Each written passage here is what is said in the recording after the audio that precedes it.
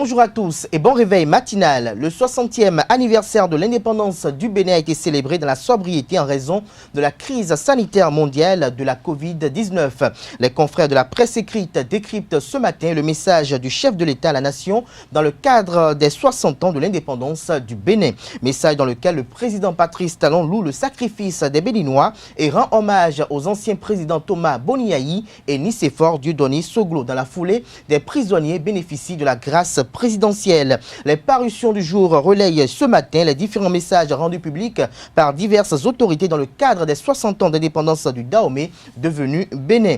Le bulletin matinal d'information de ce matin sera une présentation de Carles Kitome, outre des détails sur les résultats des examens de fin d'année avec le CEP qui a donné 84,70% et le BEPC 51,19%. Il nous fera suivre quelques réactions de personnalités étatiques à l'occasion des 60 ans d'indépendance du Bénin. Il s'agit des réactions de Maître Robert Dossou, ancien président de la Cour constitutionnelle du Bénin, ancien bâtonnier et ancien ministre, et celle du général à la retraite Robert Guillain, deuxième vice-président de l'Assemblée nationale, 8e législature et deuxième secrétaire général national adjoint du parti politique Bloc républicain. En lieu et place du débat avec Carles Kitome, nous ferons un commentaire autour de la célébration des 60 ans d'indépendance du Bénin dans la sobriété totale. Voilà pour le sommaire du jour, chers amis internautes. On se retrouve dans un court instant pour la présentation de quelques-unes de journaux parus ce jour au Bénin.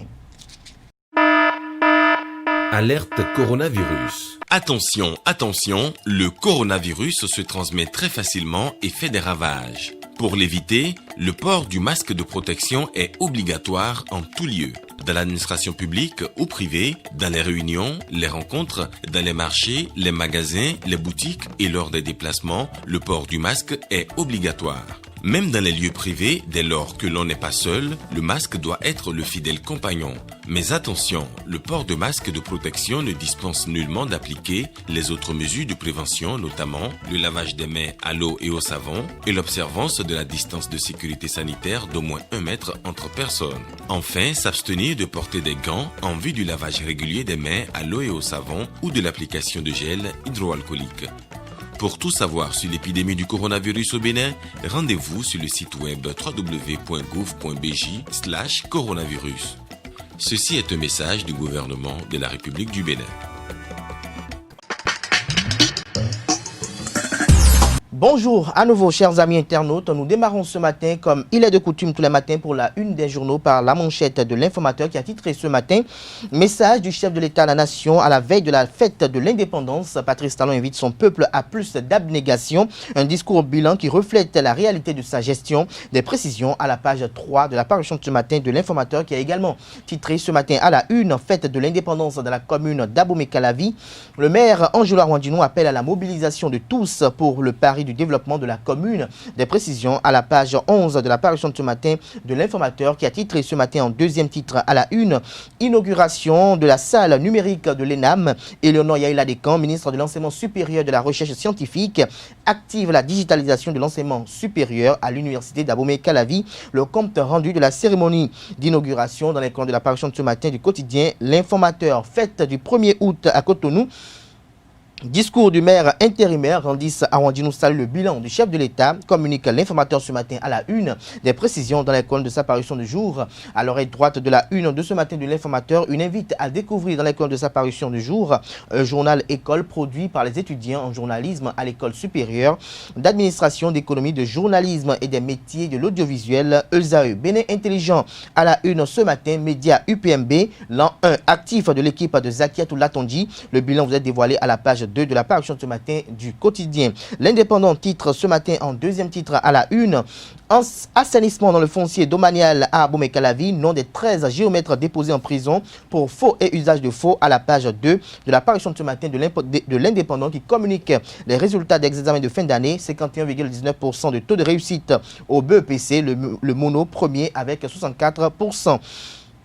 Soleil Bénin Info à présent, message du chef de l'État à l'occasion du 1er août, encore plus de sagesse au service de la prospérité du Bénin. Des précisions à la page 5 de la parution de ce matin du Canard. Dabarou titre ce matin en deuxième titre à la une, 60e de l'indépendance du Bénin.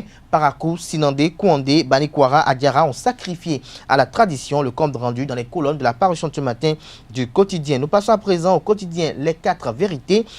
fête de l'indépendance, message à la nation. Patrice Talon salue les efforts des Béninois. Des précisions à la page 3 de la parution de ce matin du Canard. Le matinal en manchette ce matin, célébration des 60 ans d'indépendance. Le message d'espoir de Patrice Talon aux Béninois vous est publié aux pages 4, 6 et 7 de la parution de ce matin du Canard. Toujours à la une de le matinal de ce matin, atténuation des effets socio-économiques du Covid-19. Les mesures complémentaires expliquées au secteur ciblé. Des précisions à la page 4 de la parution de ce matin du Canard.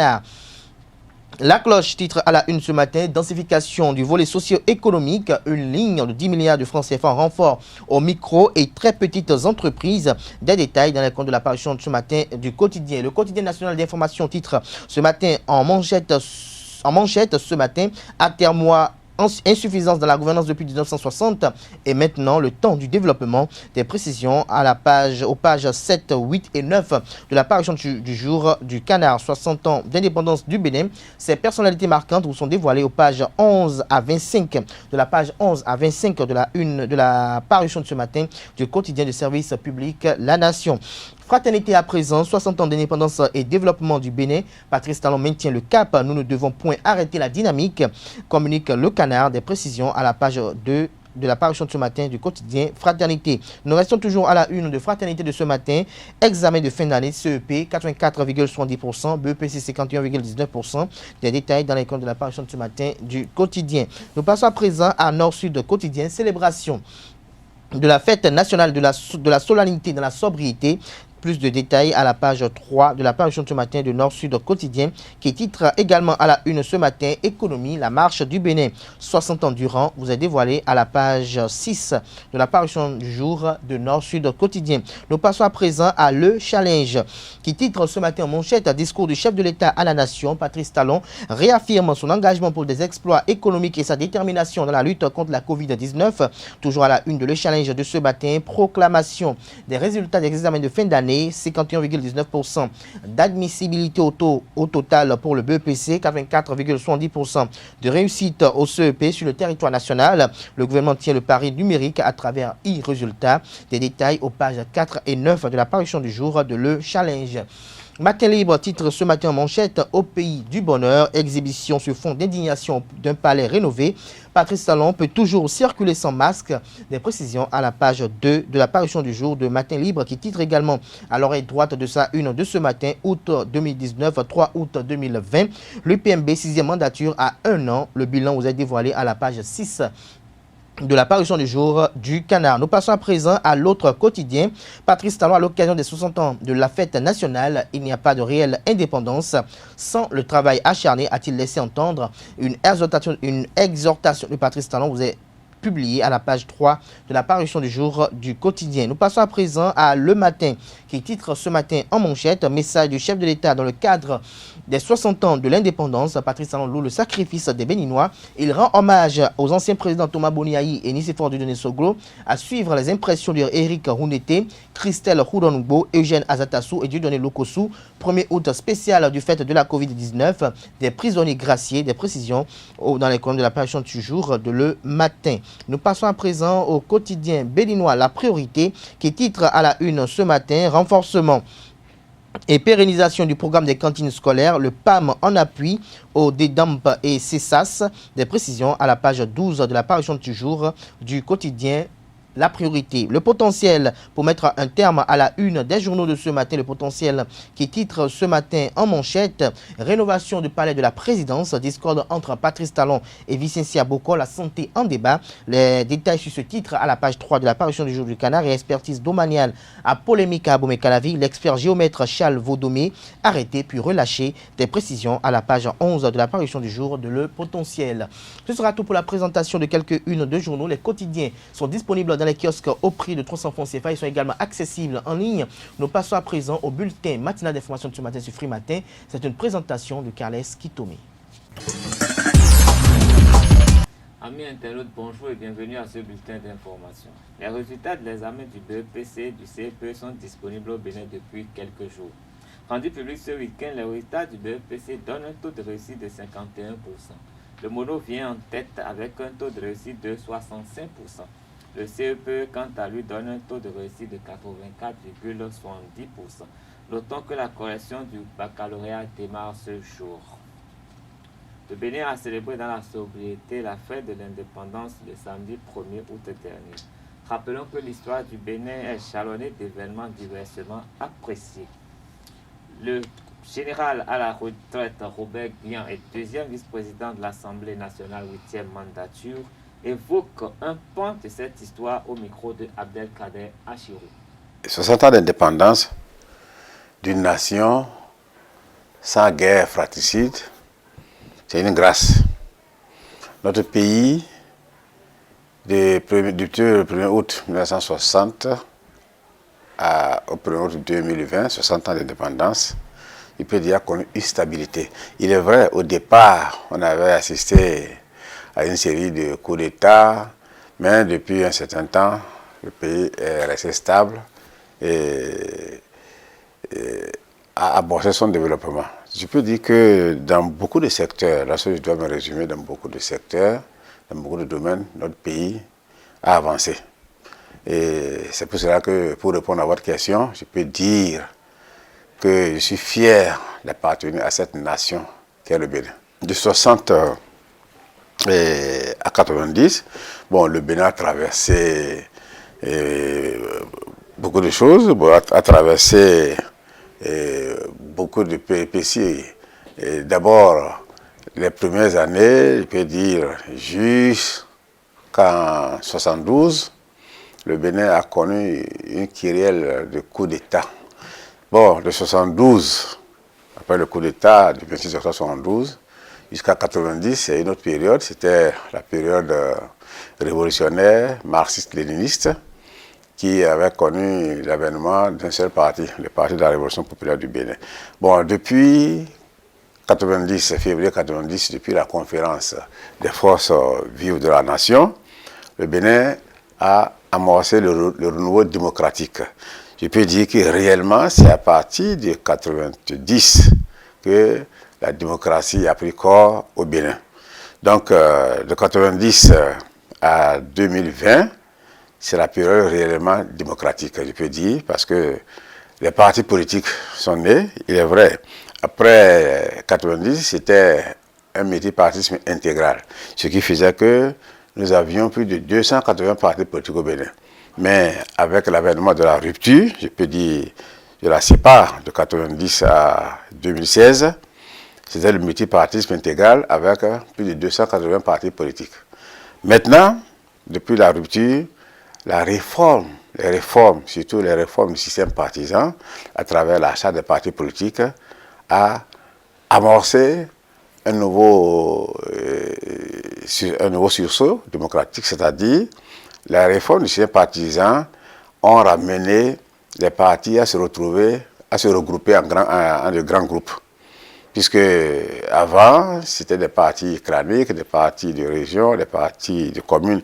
Mais maintenant, depuis la rupture, on peut dire qu'au Bénin, on a des partis réellement d'envergure nationale. Chacun voit midi à sa porte. Bon, l'opposition semble interpréter la chose de cette manière, mais c'est pas juste, c'est pas exact. C'est parce que les gens étaient allergiques aux réformes. Beaucoup de gens n'y croyaient pas. Et le fait de ne pas croire à ces réformes, cela a fait que beaucoup de politiciens, beaucoup de chefs de parti, surtout de l'opposition, se sont rétractés. Et aujourd'hui, vous venez de dire que la création d'un nouveau parti vient de connaître le jour. Les démocrates, ils ont déposé leur dossier hier au ministère de l'Intérieur, et certainement ils auront le récépissé, pourquoi pas. Donc ça veut dire que tout le monde croit à la réforme du système partisan, sinon les démocrates n'allaient pas se conformer à cette exigence pour légaliser leur exigence à travers un récépissé. À la suite de cette intervention axée sur les aspects positifs de cette histoire, le général Robert Guian souligne les avancées réalisées par le Bénin depuis l'arrivée au pouvoir du président Talon en 2016. Du 1er août 2020, le Bénin se porte mieux. Je disais que nous avons perdu assez de temps par le passé. je peux dire que depuis l'avènement de la rupture, le Bénin a amorcé un développement harmonieux. Si les années qui ont précédé la rupture, on avait travaillé comme pendant la rupture, le Bénin ne serait pas à ce niveau. Je peux dire que le Bénin, sous Patrice Talon, se porte mieux qu'avant. Dans le secteur agricole, les réformes ont impacté ce domaine-là. La production a été exponentielle, surtout quand on parle du coton, on parle du soja, on parle des noix d'anacarde, ainsi de suite. Et le secteur agricole, l'évolution se fait sentir. Et je vais revenir sur le secteur de l'énergie. Vous voyez, à la date d'aujourd'hui, notre pays est en train d'évoluer, de tendre vers une autonomie énergétique. Avec la construction tout récemment de la centrale de 100 MW de Mariguelita, le Bénin a fait un bond en avant. Donc ce secteur-là, on n'en parle pas assez, mais ça nous amène à une autonomie, une indépendance énergétique par rapport au passé. Bon, les infrastructures routières, vous voyez, et toutes nos villes se métamorphosent. Il n'y a pas cette grande ville aujourd'hui qui ne connaît pas l'asphaltage. Quand vous voyez Cotonou, vous allez à Cotonou, à Porto Novo, à Paracourt, à Natitengo, à Bomé, que sais-je encore, mais on sent vraiment que le pays bouge. On sent que les réformes du président Patrice Talon sont visibles. Parce qu'au départ, lorsque le président Patrice Talon était arrivé avec son programme d'action du gouvernement, et beaucoup de mauvaises langues disaient que c'était une intention, c'était un catalogue d'intentions et que c'était des maquettes. Mais aujourd'hui, avec satisfaction, on peut dire que le Bénin, le programme d'action du gouvernement, les réformes ont porté leurs fruits. Pour 2021, bon, vous voyez, bon, personne ne s'est encore prononcé officiellement pour dire qu'il est candidat en 2021. C'est vrai, Patrice Talon, pendant sa campagne en 2016, avait parlé d'un mandat unique. Bon, cette polémique-là, personnellement, je n'aime pas la faire parce que Patrice Talon avait promis faire un mandat unique, mais assorti de conditions. Il avait dit, je ferai un mandat, mais si vous acceptez les réformes que je vous propose. Et il a formulé ces réformes, et à l'Assemblée nationale, malheureusement, ces réformes ont été rejetées. À partir de cet instant, on ne doit plus revenir dire que Patrice Talon a dit qu'il va faire un an. Il va faire un an, mais à condition. Mais les conditions pour lesquelles il voulait faire un an, ces conditions ont été rejetées par le peuple. Donc ça veut dire que le peuple l'autorise à faire un deuxième mandat. Donc je crois que si Patrice Talon veut aller à un deuxième mandat, constitutionnellement, il est autorisé. Bon, les jeunes se manifestent, les femmes, pour demander sa candidature, mais c'est tout à fait normal. Chacun est libre de penser ce qu'il veut. Ces jeunes pensent que le président Patrice Talon a incarné positivement le Bénin. Donc, continuer un deuxième mandat sera encore une source de bonheur pour le peuple béninois. Je crois que c'est dans ce cadre que les gens sollicitent sa candidature. Donc, je ne trouve pas d'inconvénient à cela. Je vous remercie, M. Assirou, de l'opportunité que vous m'offrez pour me prononcer sur les 60 ans d'indépendance de notre pays, le Bénin. Je profite de cette occasion pour souhaiter une bonne fête de l'indépendance à tout le peuple béninois. J'en aurais fini en demandant, en invitant le peuple béninois à continuer à travailler, et ce, dans la paix et l'unité nationale. Dans le même registre, Maître Robert Dossou rappelle quant à lui quelques événements qui ont jalonné la marche du Dahomey vers l'indépendance et les événements marquants des 60 années de l'indépendance du pays du roi Péanzi. La pression pour l'indépendance était là, présente. Je ne vais pas remonter aux racines, nous n'avons pas le temps dans votre émission. Et la Guinée donc a obtenu son indépendance en 1958. Au référendum de 1958, moi je passais en terminale.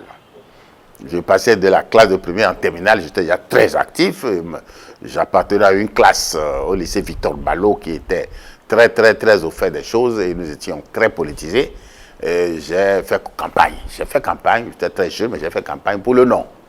Bon, nous avons été battus parce que tous les grands ténors avaient demandé oui. En cette année-là, 2 partis pro-indépendantistes se sont créés à côté des partis classiques de Ahomadegbe, Akpeti, Maga. Et il y a eu le Mouvement national de libération, qui est un parti panafricain, créé par Albert Eouedjire, Jean Plia et le professeur Joseph Kizerbo de Burkina Faso. Et puis, parallèlement, le PRS Bénin. Le PRS Bénin, parti de la révolution socialiste du Bénin, créé par Théophile Paoletti, Bidouzo Banabé et le Togolais Franklin. Mais ce parti n'a pas duré 8 jours. Ils sont créés et ils ont été au ministère de l'Intérieur déposer leur statut parce qu'ils voulaient la révolution socialiste. Et ils ont déposé leur statut et ils ont été immédiatement arrêtés et leur mouvement dissous. Donc ça n'a pas fait long feu. Et puis nous avons voté au référendum. Le Bénin a voté pour la communauté, mais la communauté ne pouvait pas survivre.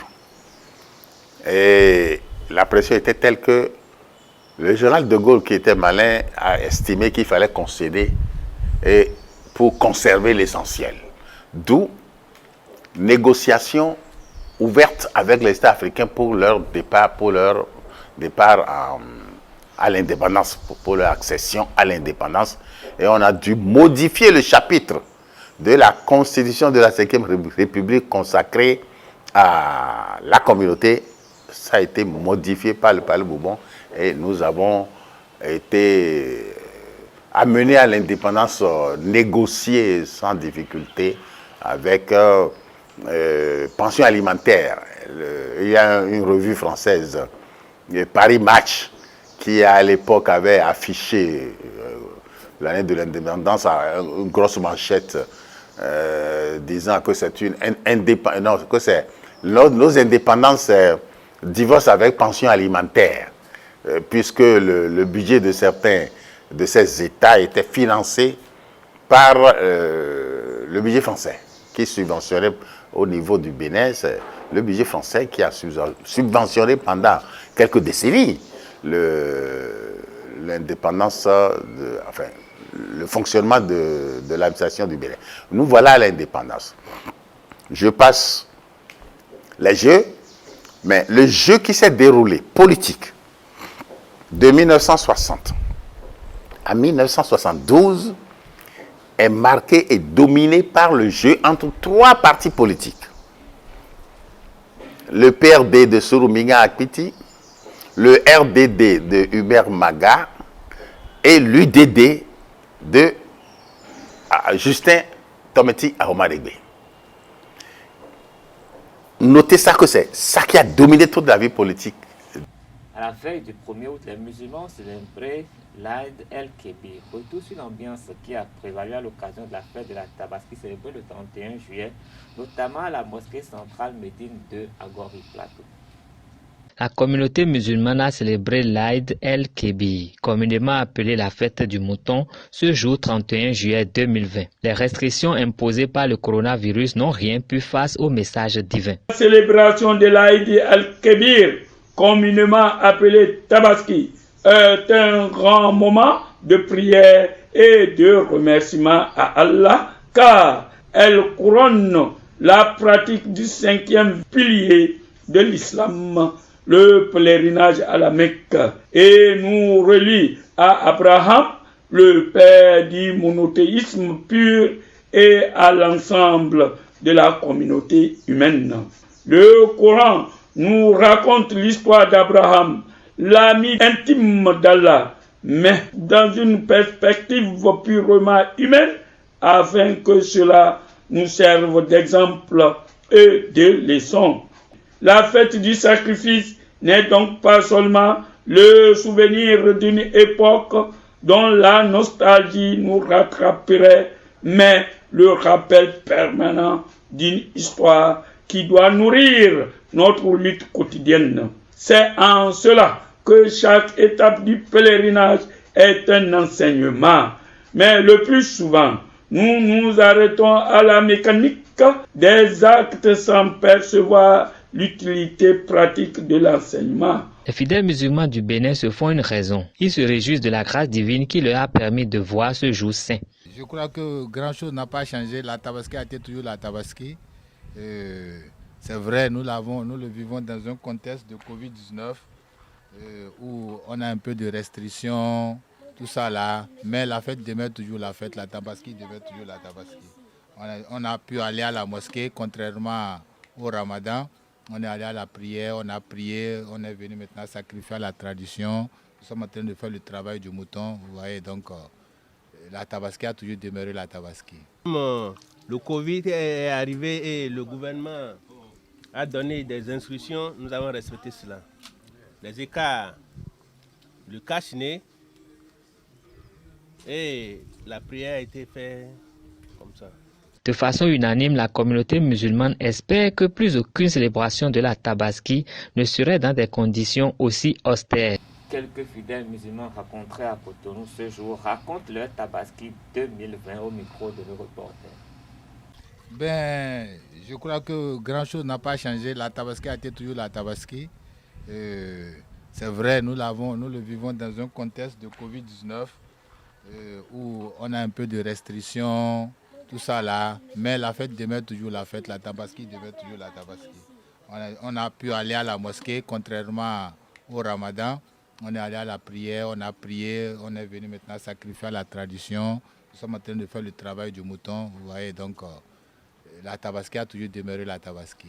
Oui, comme l'exige la tradition, il faut égorger le mouton, il faut la partager avec le voisinage, il faut aussi manger dans la famille. Donc je crois que c'est ce que nous sommes en train de faire.